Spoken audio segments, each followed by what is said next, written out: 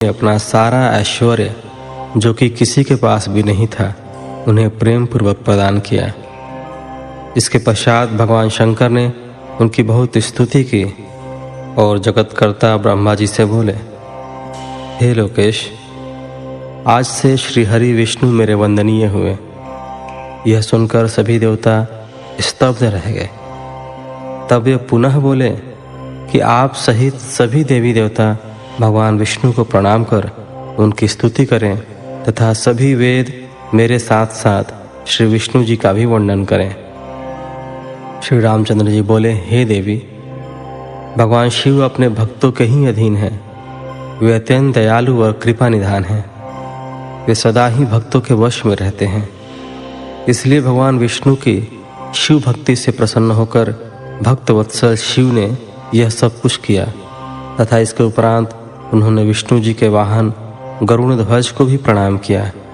तत्पश्चात सभी देवी देवताओं और ऋषि मुनियों ने भी श्री हरि की सच्चे मन से स्तुति की। तब भगवान शिव ने विष्णु जी को बहुत से वरदान दिए तथा कहा, श्री हरि, आप मेरी आज्ञा के अनुसार संपूर्ण लोकों के कर्ता, पालक और संहारक हो। धर्म, अर्थ और काम के दाता तथा बुरे अथवा अन्याय करने वाले दुष्टों को दंड तथा उनका नाश करने वाले हो। आप पूरे जगत में पूजित हो तथा सभी मनुष्य सदैव आपका पूजन करें। तुम कभी भी पराजित नहीं होगे। मैं तुम्हें इच्छा की सिद्धि, लीला करने की शक्ति और सदैव स्वतंत्रता का वरदान प्रदान करता हूँ। हे हरे, जो तुमसे बैर रखेंगे उनको अवश्य ही दंड मिलेगा। मैं तुम्हारे भक्तों को भी मोक्ष प्रदान करूंगा तथा उनके सभी कष्टों का निवारण करूंगा। तुम मेरी बाईं भुजा से और ब्रह्मा जी मेरी दाईं भुजा से प्रकट हुए हो। रुद्रदेव, जो साक्षात मेरा ही रूप है, मेरे ही हृदय से प्रकट हुए हैं। हे विष्णु, आप सदा सबकी रक्षा करेंगे। मेरे धाम में तुम्हारा स्थान उज्जवल एवं वैभवशाली है। वह गोलोक नाम से जाना जाएगा। तुम्हारे द्वारा धारण किए गए सभी अवतार सबके रक्षक और मेरे परम भक्त होंगे। मैं उनका दर्शन करूंगा। श्री रामचंद्र जी कहते हैं, देवी, श्री हरि को अपना अखंड ऐश्वर्य सौंपकर भगवान शिव स्वयं कैलाश पर्वत पर रहते हुए अपने पार्षदों के साथ क्रीड़ा करते हैं। तभी भगवान लक्ष्मीपति विष्णु गोप वेश धारण करके आए और गोप गोपी तथा गौओं के स्वामी बनकर प्रसन्नता पूर्वक विचरने लगे तथा जगत की रक्षा करने लगे। वे अनेक प्रकार के अवतार ग्रहण करते हुए जगत का पालन करने लगे। वे ही भगवान शिव की आज्ञा से 4 भाइयों के रूप में प्रकट हुए। अब इस समय मैं ही अवतार रूप में प्रकट होकर 4 भाइयों में सबसे बड़ा राम हूँ। दूसरे भरत हैं, तीसरे लक्ष्मण हैं और चौथे भाई शत्रुघ्न हैं। मैं अपनी माता के आदेशानुसार वनवास भोगने के लिए लक्ष्मण और सीता के साथ इस वन में आया था। किसी राक्षस ने मेरी पत्नी सीता का अपहरण कर लिया है और मैं यहाँ वहाँ भटकता हुआ अपनी पत्नी को ही ढूंढ रहा हूँ। सौभाग्यवश मुझे आपके दर्शन हो गए। अब निश्चय ही मुझे मेरे कार्य में सफलता मिलेगी। हे माता, आप मुझ पर कृपा दृष्टि करें और मुझे यह वरदान दें कि मैं उस पापी राक्षस को मारकर अपनी पत्नी सीता को उसके चंगुल से मुक्त करा सकूं। मेरा यह महान सौभाग्य है कि मुझे आपके दर्शन प्राप्त हुए। मैं धन्य हो गया। इस प्रकार देवी की अनेक प्रकार से स्तुति करके श्री राम जी ने उन्हें अनेकों बार प्रणाम किया। श्री राम की बातें सुनकर सती मन ही मन बहुत प्रसन्न हुई और भक्त वत्सल भगवान शिव की स्तुति एवं चिंतन करने लगी। अपनी भूल पर उन्हें लज्जा आ रही थी। वे उदास मन से शिव जी के पास चल दी। वे रास्ते में सोच रही थीं कि मैंने अपने पति महादेव जी की बात न मानकर बहुत बुरा किया और श्री राम जी के प्रति भी बुरे विचार अपने मन में लाई। अब मैं भगवान शिव को क्या उत्तर दूंगी। उन्हें अपनी करनी पर बहुत पश्चाताप हो रहा था। वे शिव जी के समीप गईं और चुपचाप खड़ी हो गईं। सती को इस प्रकार चुपचाप और दुखी देखकर भगवान शंकर ने पूछा, देवी, आपने श्री राम की परीक्षा किस प्रकार ली? यह प्रश्न सुनकर देवी सती चुपचाप सिर झुकाकर खड़ी हो गई। उन्होंने शिवजी को कोई उत्तर नहीं दिया। वे असमंजस में थीं कि क्या उत्तर दें, लेकिन महायोगी शिव ने ध्यान से सारा विवरण जान लिया और उनका मन से त्याग कर दिया। भगवान शिव ने सोचा, अब यदि मैं सती को पहले जैसा ही स्नेह करूं तो मेरी प्रतिज्ञा भंग हो जाएगी। वे धर्म के पालक शिवजी ने अपनी प्रतिज्ञा पूरी करते हुए सती का मन से त्याग कर दिया। फिर सती से कुछ न कहकर वे कैलाश की ओर बढ़े। मार्ग में सबको, विशेषकर सती जी को सुनाने के लिए आकाशवाणी हुई कि महायोगी शिव, आप धन्य हैं। आपके समान तीनों लोक में कोई भी प्रतिज्ञा पालक नहीं है। इस आकाशवाणी को सुनते ही देवी सती शांत हो गईं। उनकी कांति फीकी पड़ गई। तब उन्होंने भगवान शिव से पूछा, हे प्राणनाथ, आपने कौन सी प्रतिज्ञा की है? कृपया आप मुझे बताइए। परंतु भगवान शिव ने विवाह के समय भगवान विष्णु के समक्ष जो प्रतिज्ञा की थी उसे सती को नहीं बताया। तब देवी सती ने भगवान शिव का ध्यान करके उन सभी कारणों को जान लिया जिसके कारण भगवान ने उनका त्याग कर दिया था। त्याग देने की बात जानकर देवी सती अत्यंत दुखी हो गई। दुख बढ़ने के कारण उनकी आंखों में आंसू आ गए और वह सिसकने लगी। उनके मनोभावों को समझकर और देवी सती की ऐसी हालत देखकर भगवान शिव ने अपनी प्रतिज्ञा की बात उनके सामने नहीं कही। तब सती का मन बहलाने के लिए शिव जी उन्हें अनेकानेक कथाएं सुनाते हुए कैलाश की ओर चल दिए। कैलाश पर पहुंचकर शिव जी अपने स्थान पर बैठकर समाधि लगाकर ध्यान करने लगे। सती ने दुखी मन से अपने धाम में रहना शुरू कर दिया। भगवान शिव को समाधि में बैठे बहुत समय बीत गया। तत्पश्चात शिवजी ने अपनी समाधि तोड़ी। जब देवी सती को पता चला तो वे तुरंत शिवजी के पास दौड़ी चली आईं। वहां आकर उन्होंने शिवजी के चरणों में प्रणाम किया। भगवान शिव ने उन्हें अपने सम्मुख आसन दिया और उन्हें प्रेम पूर्वक बहुत सी कथाएं सुनाई। इससे देवी सती का शोक दूर हो गया, परंतु शिवजी ने अपनी प्रतिज्ञा नहीं तोड़ी। हे नारद, ऋषि मुनि आदि सभी शिव और सती के इन कथाओं को उनके लीला का ही रूप मानते हैं, क्योंकि वे तो साक्षात परमेश्वर हैं, एक दूसरे के पूरक हैं। भला उनमें वियोग कैसे संभव हो सकता है? सती और शिव वाणी और अर्थ की भांति एक दूसरे से मिले हुए हैं। उनमें वियोग होना असंभव है। उनकी इच्छाओं और लीलाओं से ही उनमें वियोग हो सकता है। 26वां अध्याय। दक्ष का भगवान शिव को शाप देना। ब्रह्मा जी बोले, हे नारद, पूर्व काल में समस्त महात्मा और ऋषि प्रयाग में इकट्ठा हुए। वहां पर उन्होंने एक बहुत विशाल यज्ञ का आयोजन किया था। उस यज्ञ में देवर्षि, देवता, ऋषि मुनि, साधु संत, सिद्धगण तथा ब्रह्म का साक्षात्कार करने वाले महान ज्ञानी पधारे, जिसमें मैं स्वयं अपने महातेजस्वी निगमों आगमों सहित परिवार को लेकर वहां पहुंचा। वहां बहुत बड़ा उत्सव हो रहा था। उनके शास्त्रों में ज्ञान की चर्चा एवं वाद विवाद हो रहा था। उस यज्ञ में त्रिलोकीनाथ भगवान शिव भी देवी सती और अपने गणों सहित पधारे थे। भगवान शिव को वहां आया देख मैंने सभी देवताओं, ऋषि मुनियों ने उन्हें झुककर भक्ति भाव से प्रणाम किया तथा अनेक प्रकार से उनकी स्तुति की। शिवजी की आज्ञा पाकर सभी ने अपना आसन ग्रहण कर लिया। इसी समय प्रजापति दक्ष भी वहां आ पहुंचे। वे बड़े ही तेजस्वी थे। प्रजापति दक्ष ने मुझे प्रणाम करके अपना आसन ग्रहण कर लिया। वे ब्रह्मांड के अधिपति थे, इसी कारण उन्हें अपने पद का घमंड हो गया था। उनके मन में अहंकार ने घर कर लिया था। ब्रह्मांड के अधिपति होने के कारण वे सभी देवताओं के वंदनीय थे। सभी ऋषि मुनियों सहित देवर्षियों ने भी मस्तक झुकाकर प्रजापति दक्ष को प्रणाम किया और उनकी स्तुति कर उनका आदर सत्कार किया। परंतु त्रिलोकीनाथ भगवान शिव शंभु ने न तो उन्हें प्रणाम किया और न ही अपने आसन से उठकर दक्ष का स्वागत किया। इस बात पर दक्ष क्रोधित हो गए। ज्ञान शून्य होने के कारण प्रजापति दक्ष ने क्रोधित नेत्रों से महादेव जी को देखा और सबको सुनाते हुए उच्च स्वर में कहने लगे। प्रजापति दक्ष बोले, सभी देवता, असुर, ब्राह्मण, ऋषि मुनि सभी मुझे नम्रतापूर्वक प्रणाम कर मेरे आगे सिर झुकाते हैं।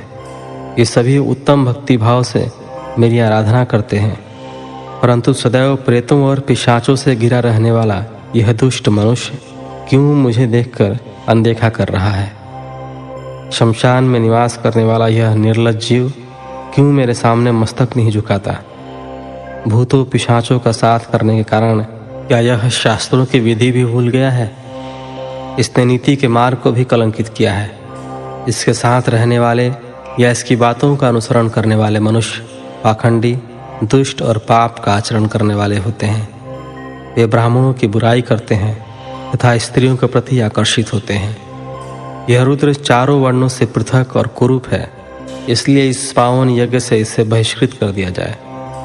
यह उत्तम कुल और जन्म से हीन है, अतः इसे यज्ञ में भाग न लेने दिया जाए। पुत्र, क्रोध से विवेक समाप्त हो जाता है। दक्ष ने शिव के लिए अपशब्द कहते समय उसके परिणाम पर तनिक भी विचार नहीं किया। अहंकार के कारण वह शिव के स्वरूप को भूल गया। वह यह भी भूल गया कि आदि शक्ति ने जिसका तप द्वारा वर्ण किया है वह कोई साधारण मनुष्य, ऋषि या देव नहीं है। ब्रह्मा जी बोले, हे नारद, दक्ष की ये बातें सुनकर भृगु आदि बहुत से महर्षि रुद्रदेव को दुष्ट मानकर उनकी निंदा करने लगे। ये बातें सुनकर नंदी को बुरा लगा। उनका क्रोध बढ़ने लगा और वे दक्ष को शाप देते हुए बोले कि हे महामूढ़, दुष्ट बुद्धि दक्ष, तू मेरे स्वामी देवाधिदेव महेश्वर को यज्ञ से निकालने वाला कौन होता है? जिनके स्मरण मात्र से यज्ञ सफल हो जाते हैं और तीर्थ पवित्र हो जाते हैं, तो उन महादेव जी को कैसे शाप दे सकता है? मेरे स्वामी निर्दोष हैं और तूने अपने स्वार्थ की सिद्धि के लिए उन्हें शाप दिया है और उनका मजाक उड़ाया है। जिन सदाशिव ने इस जगत की सृष्टि की, इसका पालन किया और जो इसका संहार करते हैं, तो उन्हीं महेश्वर को शाप देता है। नंदी के ऐसे वचनों को सुनकर प्रजापति दक्ष के क्रोध की कोई सीमा न रही। वे आग बबूला हो गए और नंदी समेत सभी रुद्रगणों को शाप देते हुए बोले, अरे दुष्ट रुद्रगणों, मैं तुम्हें शाप देता हूँ कि तुम सब वेदों से बहिष्कृत हो जाओ। तुम वैदिक मार्ग से भटक जाओ और सभी ज्ञानी मनुष्य तुम्हारा त्याग कर दें। तुम शिष्ट आचरण न करो और पाखंडी हो जाओ। सिर पर जटा, शरीर पर भस्म एवं हड्डियों के आभूषण धारण कर मद्यपान करो। जब दक्ष ने शिवजी के प्रिय पार्षदों को इस प्रकार शाप दे दिया तो नंदी बहुत क्रुद्ध हो गए। नंदी भगवान शिव के प्रिय पार्षद हैं। वे बड़े गर्व से दक्ष को उत्तर देते हुए बोले। नंदीश्वर ने कहा, हे दुर्बुद्धि दक्ष, तुझे शिव तत्व का ज्ञान नहीं है। तूने अहंकार में शिवगणों को शाप दे दिया है। तेरे कहने पर भृगु आदि ब्राह्मणों ने भी अभिमान के कारण भगवान शिव का मजाक उड़ाया है। अतः मैं भगवान शिव के तेज के प्रभाव से तुझे शाप देता हूँ कि तुझ जैसे अहंकारी मनुष्य जो सिर्फ कर्मों के फल को देखते हैं, वेदवाद में फंसकर रह जाएंगे। उनका वेद तत्व ज्ञान शून्य हो जाएगा। वे सदैव मोह माया में ही लिप्त रहेंगे। वे पुरुषार्थ विहीन होंगे और स्वर्ग को ही महत्व देंगे।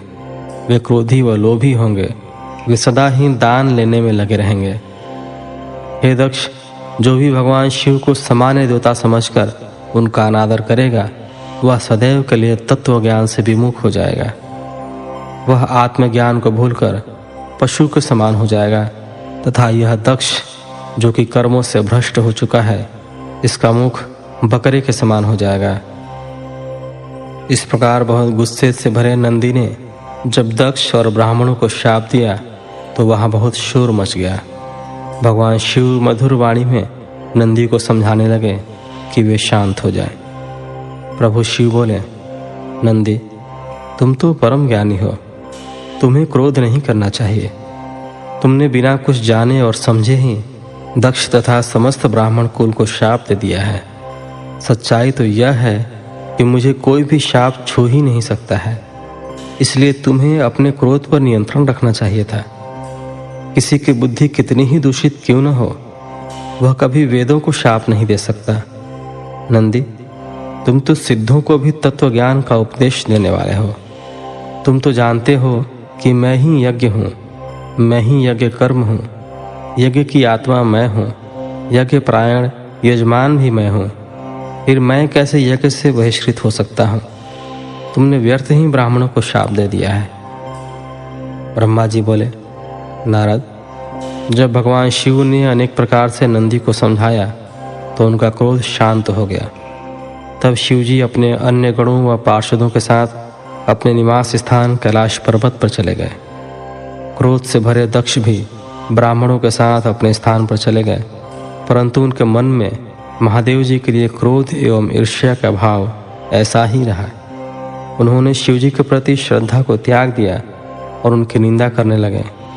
दिन ब दिन उनकी ईर्ष्या बढ़ती जा रही थी। 27वां अध्याय। दक्ष द्वारा महान यज्ञ का आयोजन। ब्रह्मा जी बोले, हे महर्षि नारद, इस प्रकार क्रोधित व अपमानित दक्ष ने कनखल नामक तीर्थ में एक बहुत बड़े यज्ञ का आयोजन किया। उस यज्ञ में उन्होंने सभी देवर्षियों, महर्षियों तथा देवताओं को दीक्षा देने के लिए बुलाया। अगस्त्य, कश्यप, अत्रि, वामदेव, भृगु, दधीचि, भगवान व्यास, भारद्वाज, गौतम, पैल, पराशर, गर्ग, भार्गव, ककुश, शीत, सुमंतु, त्रिक, कंक और वैशंपायन सहित अनेक ऋषि मुनि अपनी पत्नियों व पुत्रों सहित प्रजापति दक्ष के यज्ञ में सम्मिलित हुए। समस्त देवता अपने देवगणों के साथ प्रसन्नतापूर्वक यज्ञ में गए। अपने पुत्र दक्ष की प्रार्थना स्वीकार करके मैं विश्वश्रेष्ठा ब्रह्मा और बैकुंठ लोक से भगवान विष्णु भी उसी यज्ञ में पहुंचे। वहां दक्ष ने सभी पधारे हुए अतिथियों का खूब आदर सत्कार किया। उस यज्ञ के स्थान का निर्माण देवताओं के शिल्पी विश्वकर्मा द्वारा किया गया था। विश्वकर्मा ने बहुत से दिव्य भवनों का निर्माण किया। उन भवनों में दक्ष ने यज्ञ में पधारे अतिथियों को ठहराया। दक्ष ने भृगु ऋषि को ऋत्विज बनाया। भगवान विष्णु यज्ञ के अधिष्ठाता बने। इस विधि को मैंने ही बनाया। दक्ष सुंदर रूप धारण कर यज्ञ मंडल में उपस्थित था। उस महान यज्ञ में 88,000 ऋषि एक साथ हवन कर सकते थे। 64,000 देवर्षि मंत्रों का उच्चारण कर रहे थे। सभी मग्न होकर वेद मंत्रों का गान कर रहे थे। दक्ष ने उस महायज्ञ में गंधर्वों, विद्याधरों, सिद्धों, 12 आदित्यों व उनके गणों तथा नागों को भी आमंत्रित किया था।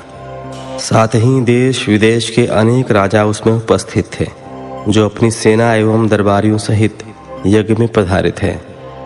कौतुक और मंगलाचार कर दक्ष ने यज्ञ की दीक्षा ली, परंतु उस दुरात्मा दक्ष ने त्रिलोकीनाथ करुणा निधान भगवान शिव को यज्ञ के लिए निमंत्रण नहीं भेजा था, न ही अपनी पुत्री सती को ही बुलाया था।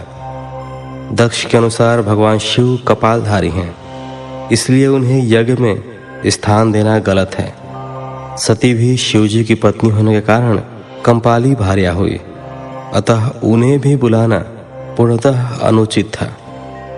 दक्ष का यज्ञ महोत्सव अत्यंत धूमधाम एवं हर्ष उल्लास से आरंभ हुआ। सभी ऋषि मुनि अपने अपने कार्य में संलग्न हो गए। तभी वहां महर्षि दधीचि पधारे। उसी यज्ञ में भगवान शंकर को न देख दधीचि बोले, हे श्रेष्ठ देवताओं और महर्षियों, मैं आप सभी को श्रद्धापूर्वक नमस्कार करता हूँ। हे श्रेष्ठ जनों, आप सभी यहाँ इस महान यज्ञ में पधारे हैं। मैं आप सबसे यह पूछना चाहता हूँ कि मुझे इस यज्ञ में त्रिलोकीनाथ भगवान शंकर कहीं भी दिखाई नहीं दे रहे हैं। उनके बिना यह यज्ञ मुझे सूना लग रहा है। उनकी अनुपस्थिति से यज्ञ की शोभा कम हो गई है। जैसा कि आप जानते ही हैं कि भगवान शिव की कृपा से सभी कार्य सिद्ध होते हैं। वे परम सिद्ध पुरुष नीलकंठधारी प्रभु शंकर यहाँ क्यों नहीं दिखाई दे रहे हैं, जिनकी कृपा से अमंगल भी मंगल हो जाता है।